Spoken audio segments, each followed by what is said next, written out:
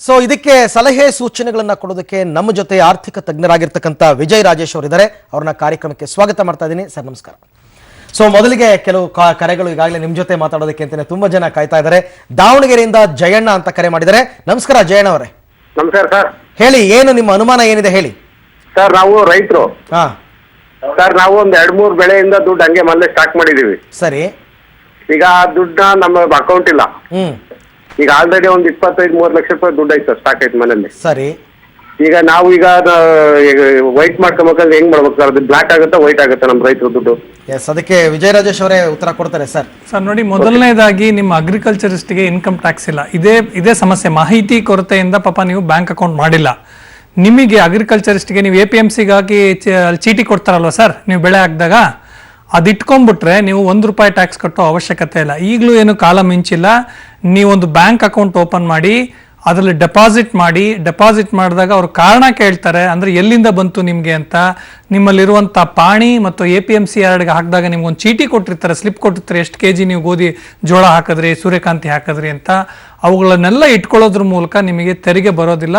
ದಯವಿಟ್ಟು ನೀವು ಯಾರಾದರೂ ಒಬ್ರು ಆಡಿಟರ್ ಸಲಹೆ ತೆಗೆದುಕೊಂಡು ಇದನ್ನ ಮಾಡಿ. ನನ್ನ ಪ್ರಕಾರ ನಿಮಗೇನು ತೊಂದರೆ ಇಲ್ಲ. ಎಸ್ ಜಯಣ್ಣ ಅವರೇ, ಥ್ಯಾಂಕ್ ಯು. ಕರೆ ಮಾಡಿದ್ದಕ್ಕೆ ಮತ್ತೊಬ್ರು ಬೆಂಗಳೂರಿನಿಂದ ಸುನಿಲ್ ಅಂತ ಕರೆ ಮಾಡಿದ್ದಾರೆ.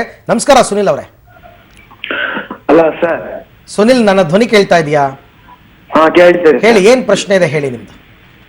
ಸರ್, ನಮ್ಮ ಅಪ್ಪವ್ರದ್ದು ಒಂದು ಗಾರ್ಮೆಂಟ್ಸ್ ಇದೆ.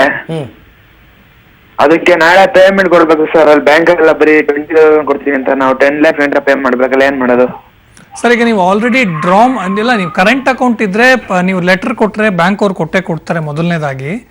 ಎರಡನೇದಾಗಿ ನೀವು ಆಲ್ರೆಡಿ ಹಳೆ ನೋಟುಗಳಿದ್ರು ಕೂಡ ಅವ್ರಿಗೆ ನೀವು ಮನವೊಲಿಸಿ ನಿಮ್ಮ ಲೇಬರ್ಸ್ಗೆ ಹೇಳಿ ನೀವು ತಗೊಂಡೋಗಿ ನಿಮ್ಮ ಬ್ಯಾಂಕ್ ಅಕೌಂಟ್ಗೆ ಹಾಕೊಳ್ಳಿ ಅಂತ. ಯಾಕೆಂದರೆ ಅವ್ರಿಗಿನ್ನೂ 50 ದಿನ ಟೈಮ್ ಇರುತ್ತೆ.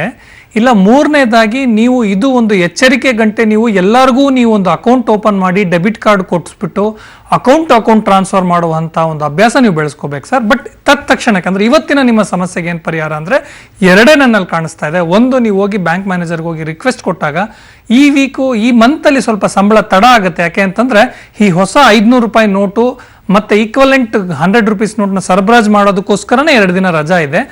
ಬಂದ್ಮೇಲೂ ಕೂಡ ನಿಮಗೆ ಅಷ್ಟು ಪ್ರಮಾಣದಲ್ಲಿ ಅವ್ರಿಗೆ ₹500 ನೋಟ್ ಇಲ್ಲ ಅಂದ್ರೆ ಕೊಡದೇ ಇರ್ಬೋದು.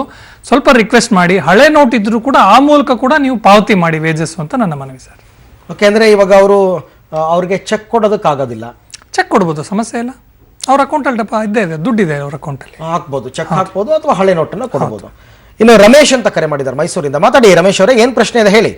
ಸರ್ ನಮಸ್ತೆ. ನಾವೊಬ್ರು ರೈತರು ಸರ್. ನಮ್ದು 10 ಎಕರೆ ಜಮೀನಿದೆ ಸರ್. ನಾವು ಅವಾಗಿಂದ ದುಡ್ಡನ್ನ ನಾವು ಬ್ಯಾಂಕ್ ಅಲ್ಲೆಲ್ಲೂ ಇಟ್ಟಿಲ್ಲ, ಮನೇಲಿ ಇಟ್ಟಿದೀವಿ ದುಡ್ಡನ್ನ ಸರ್. 25 ಲಕ್ಷ ರೂಪಾಯಿ ಅಷ್ಟು ದುಡ್ಡಿದೆ ಮನೇಲಿ ಸರ್. ಅಂದ್ರೆ ನಾವು ತರಕಾರಿನ ನಾವು ಮಂಡಿಗಳಿಗೆ ಹೊಡೆದಿರೋದು, ಸಂತೆಗಳಿಗೆ ಮಾರಿ ನಾವು ದುಡ್ಡನ್ನ ತಂದು ಮನೇಲಿ ಮಡಗಿರೋದು. APMC ಈ ತರ ಎಲ್ಲೂ ಹಾಕಿಲ್ಲ ಸರ್. ನಮ್ ದುಡ್ಡು ಇವಾಗ ಯಾವ ತರ ಸೇವ್ ಮಾಡ್ಬೇಕು ಸರ್ ಅಂತ ಗೊತ್ತಾಗ್ಲಿಲ್ಲ. ಅದಕ್ಕೆ ಪ್ರಾಬ್ಲಮ್ ಆಯ್ತು ಅಂತ ಫೋನ್ ಮಾಡಿದ್ರು ಸರ್. ನೀವು ಕೃಷಿನ ಜಮೀನ್ ಇದೆಯಾ ನಿಮ್ದು?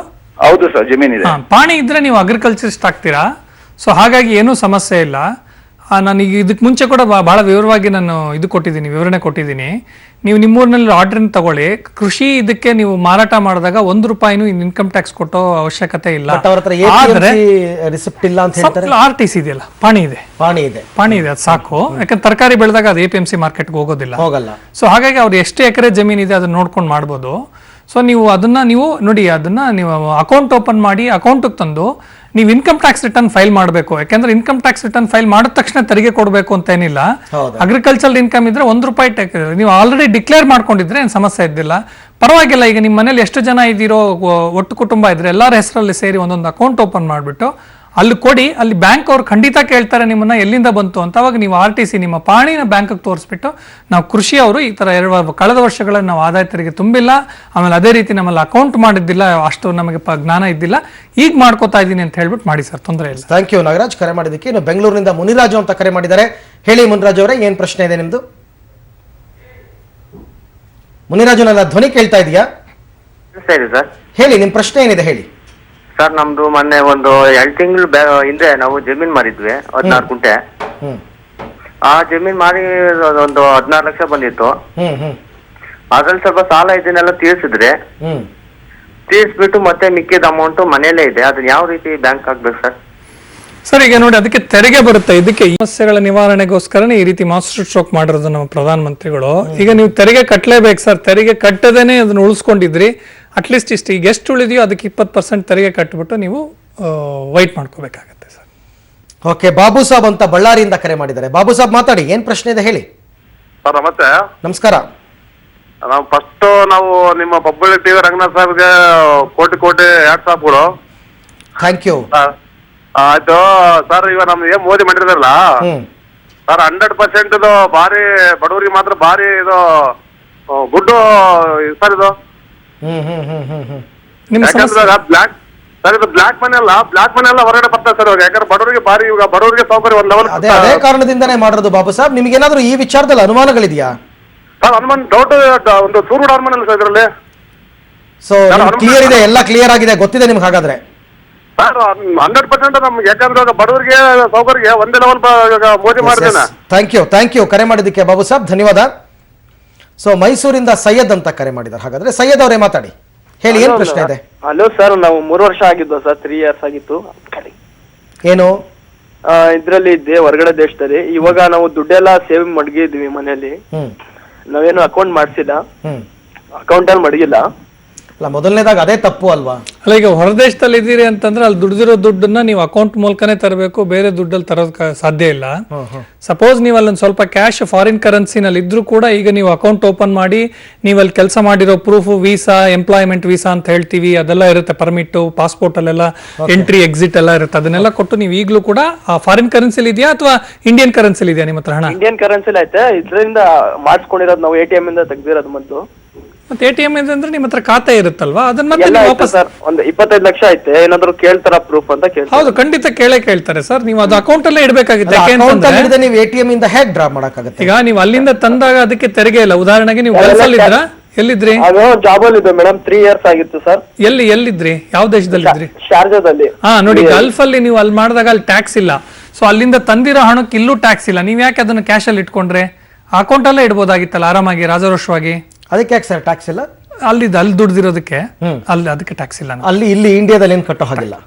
ಓಕೆ, ಇನ್ನು ಮಂಜುಳಾ ಅಂತ ಕರೆ ಮಾಡಿದ್ದಾರೆ ಬೆಂಗಳೂರಿನಿಂದ. ಮಾತಾಡಿ ಅಮ್ಮ ಮಂಜುಳಾ ಅವರೇ, ಏನ್ ಪ್ರಶ್ನೆ ಇದೆ ಹೇಳಿ. ನಮಸ್ಕಾರ, ಹೇಳಿಮ್ಮ. ಸರ್, ನಾವು ಇಲ್ಲಿ ಬೆಂಗಳೂರಲ್ಲಿ ಕುಮಾರಸ್ವಾಮಿ ಲೆವೆಟ್ ಅಂತ ಇರೋದು, ಅಲ್ಲಿ PGಗಳು ನಡೆಸ್ತೀವಿ ನಾವು. ಈಗ ನಾವು ರೆಂಟ್ ಕೊಡ್ತಾ ಇದ್ವಿ ಅವ್ರಿಗೆ. ಅವರೆಲ್ಲ ಇಷ್ಟು ದಿನ ಕ್ಯಾಶ್ ಅಲ್ಲಿ ತಗೋತಾ ಇದ್ದಾರೆ, ಇವಾಗ ಚೇಂಜ್ ಮಾಡ್ಕೊಡಿ ಅಂತ ಕೇಳ್ತಾ ಇದ್ದಾರೆ. ನಾವ್ ಹೆಚ್ಚು ಕಡಿಮೆ ಇಲ್ಲ ಅಂದ್ರೆ 2,65,000 ರೂಪಾಯಿ ರೆಂಟ್ ಕಟ್ಟಬೇಕು ಮಂತ್ಲಿ. ಈಗ ನಾವ್ ಯಾವ ತರ ಮಾಡ್ಬೇಕು? ಅದೇನಾದ್ರೂ ಹೋದ್ರೆ ನಮಗ್ ಟ್ಯಾಕ್ಸ್ ಬರುತ್ತಾ ಅಂತ ಕೇಳ್ಬೇಕಿತ್ತು. ಹೌದಮ್ಮ, ಈಗ ನೀವು ವ್ಯಾಪಾರನೂ ಅಕೌಂಟ್ ಮಾಡ್ಕೋಬೇಕು, ಖರ್ಚುಗಳನ್ನು ಚೆಕ್ ಅಲ್ಲೇ ಕೊಡ್ಬೇಕು. ಅದ್ರ ಉದ್ದೇಶನೇ ಇದು. ಅದಕ್ಕೋಸ್ಕರನೇ ಇನ್ಮೇಲೆ ಕ್ಯಾಶ್ ಟ್ರಾನ್ಸಾಕ್ಷನ್ ಕಡಿಮೆ ಆಗ್ಬೇಕು ಅಂತಾನೆ ಇದು ಮಾಡ್ತಾ ಇರೋದು. ಈಗ ಅವ್ರು ನಿಮ್ಗೆ ನೀವು ಕ್ಯಾಶ್ ಅಲ್ಲಿ ದುಡ್ಡು ಕೊಡಕ್ಕಾಗ್ಲಿಲ್ಲ ಅಂದ್ರೆ ಖಾಲಿ ಮಾಡಿ ಅಂತಂದ್ರೆ ಆ ಮಟ್ಟದಲ್ಲಿ ಮತ್ತೆ ಬಾಡಿಗೆ ಕೊಡೋದಕ್ಕೆ ಯಾರು ಬರೋದಿಲ್ಲಮ್ಮ. ಹಾಗಾಗಿ ಅವ್ರಿಗೂ ದಾರಿ ಇಲ್ಲ. ಇಷ್ಟು ದಿನ ಏನ್ ನಡೀತೋ ಅದ್ರ ಬಗ್ಗೆ ನಾವು ಮತ್ತೆ ಅದ್ರ ಬಗ್ಗೆ ಚರ್ಚೆ ಮಾಡೋದು ಬೇಡ. ಇನ್ನು ಮುಂದೆ ನೀವು ಹೇಳಿ, ನೀವು ಮಾಡಿರೋ ವ್ಯಾಪಾರನೆಲ್ಲ ಬಂದಿರೋ ದುಡ್ಡನ್ನೆಲ್ಲ ಅಕೌಂಟ್ಗೆ ಹಾಕ್ತೀರಾ, ಅಕೌಂಟ್ ಇಂದಾನೆ ಚೆಕ್ ಕೊಡ್ತೀವಿ. ಆ ತೆರಿಗೆ ಬರುತ್ತೆ ಅಂದ್ರೆ ಏನು ಮಾಡಕ್ಕಲ್ಲ, ಆ ತೆರಿಗೆ ಬರಬೇಕು ಅಂತಾನೆ ಈ ರೀತಿ ಎಲ್ಲ ಪ್ರಯತ್ನಗಳು ಮಾಡಿರೋದು. ನಿಜ, ತೆರಿಗೆ ಕಟ್ಲಿ ಅನ್ನೋ ಕಾರಣಕ್ಕೋಸ್ಕರ. ಈಗ ನಾವೇ ಇಲ್ಲಿ ತುಂಬಾ ಉದಾಹರಣೆಗಳನ್ನ ನೋಡ್ತಾ ಇದ್ದೀವಿ.